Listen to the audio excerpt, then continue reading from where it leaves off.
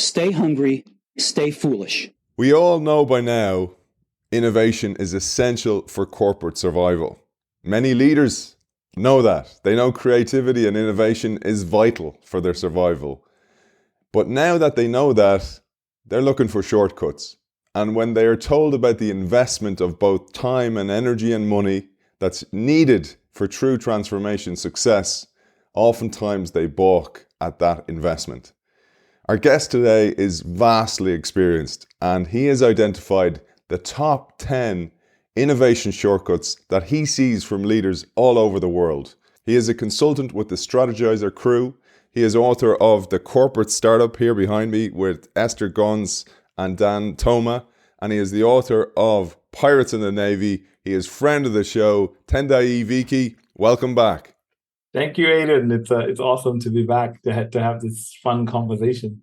Great to have you back, man. I love your blogs, and as always, you keep them concise. So I thought this was great for this Innovation Bites series that we have. And the whole idea I was telling you of Innovation Bites is like people are like going, "Oh, Aidan, it's great. You do the deep dives on the books every week, but man, I don't have the time." And I was like, well, that's the problem we see in corporates all the time. Everybody wants the shortcut.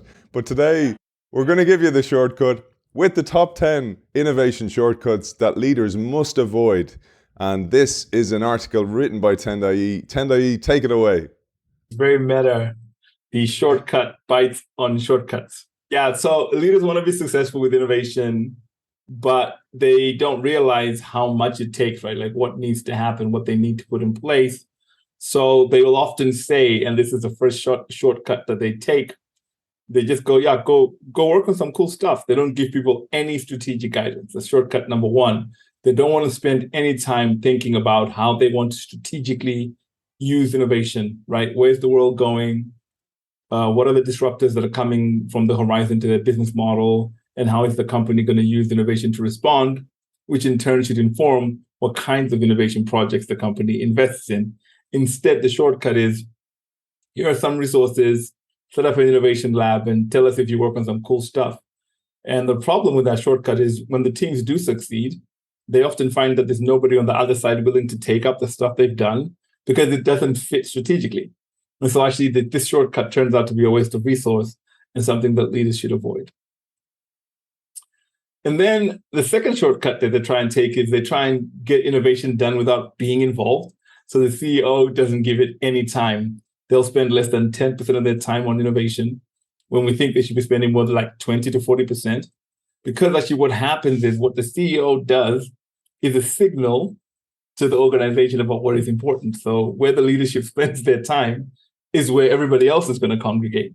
And so if leadership is not spending their time around innovation, then it really truly becomes a sideshow. So that's the second shortcut they're trying to take. And then the third shortcut is they don't want to invest on a funnel of ideas. They just go, no, just bring me a 10x idea. We'll invest in these 2 ideas. We'll give it all our resource and time, and we're going to succeed. Well, we know that the best way to find good ideas is to have loads of ideas.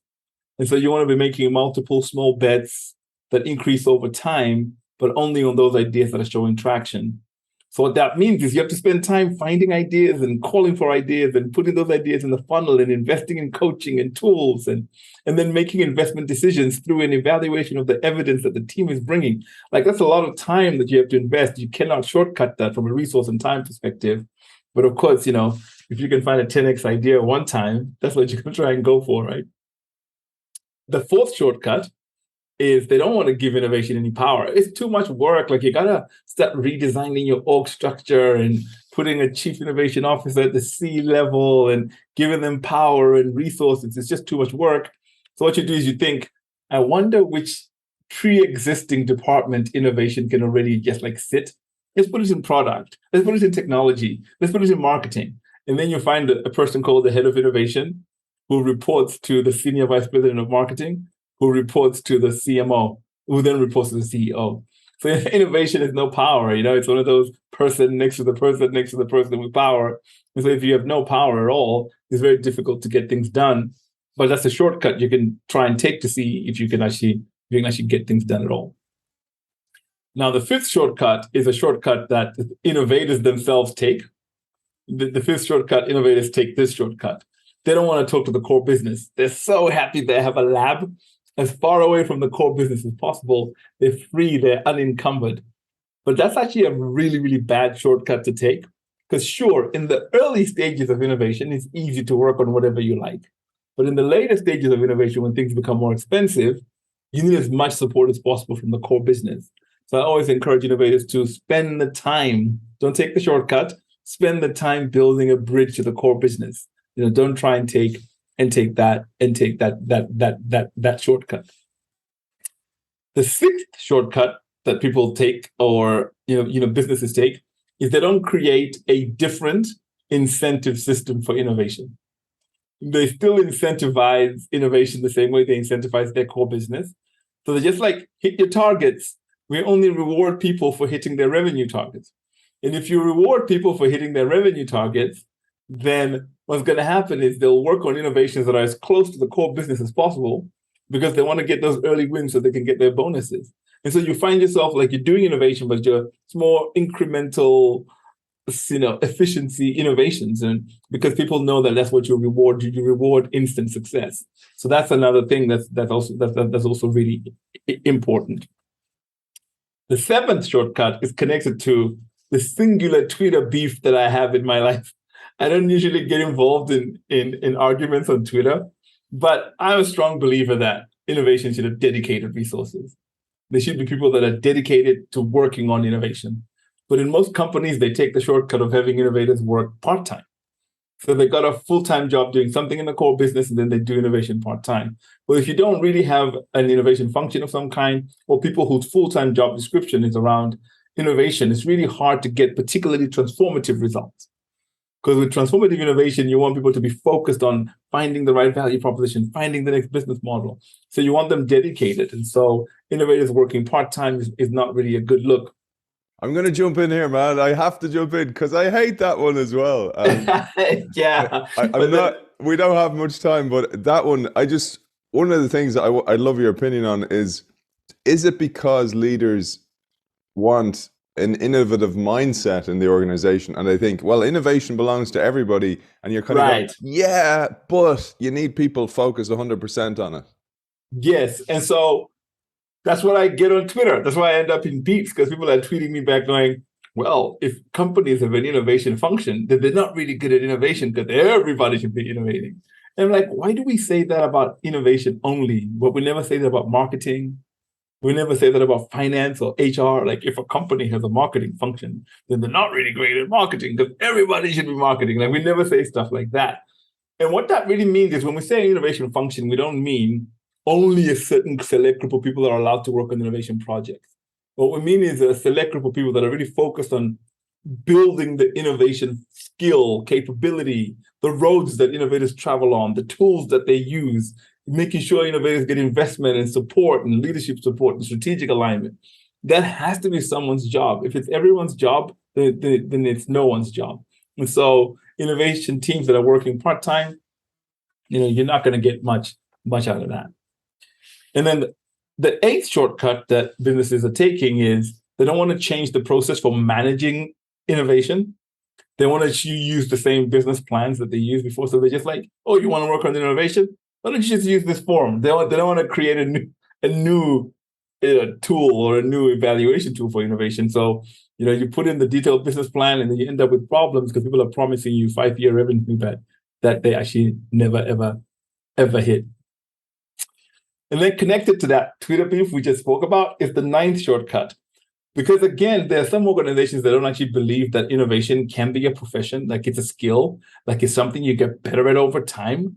So there's no innovation skills building, there's no training. It's just like, yeah, they'll just like, if they want to work on some innovation project, they just say, yeah, get Tendayi, I saw him once at a hackathon, bring him in.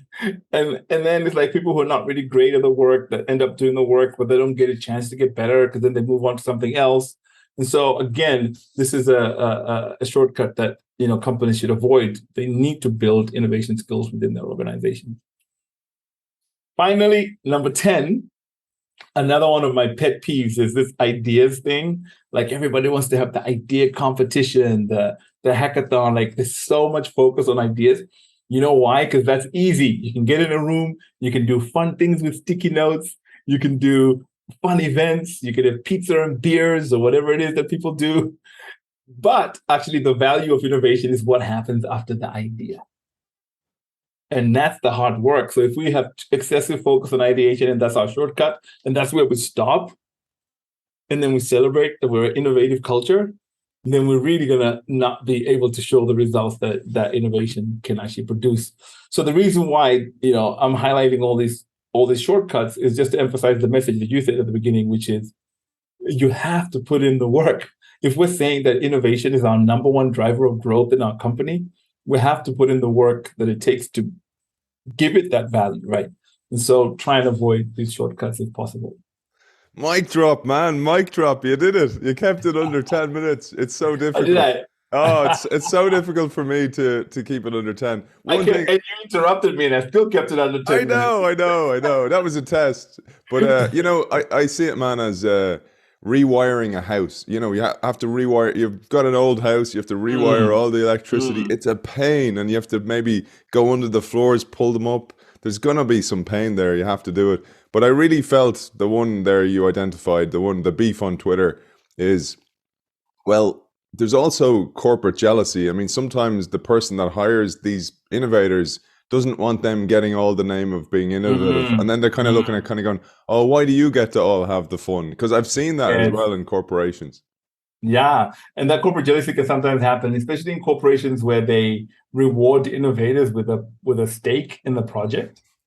Then you see these innovators become successful and pretty wealthy, while the rest of the organization. So that was the problem. Actually, I think there was an article about that in the Financial Times on Cisco, and how that created a little bit of a cultural challenge for Cisco when they were rewarding their innovators with a stake in the startups they were working on.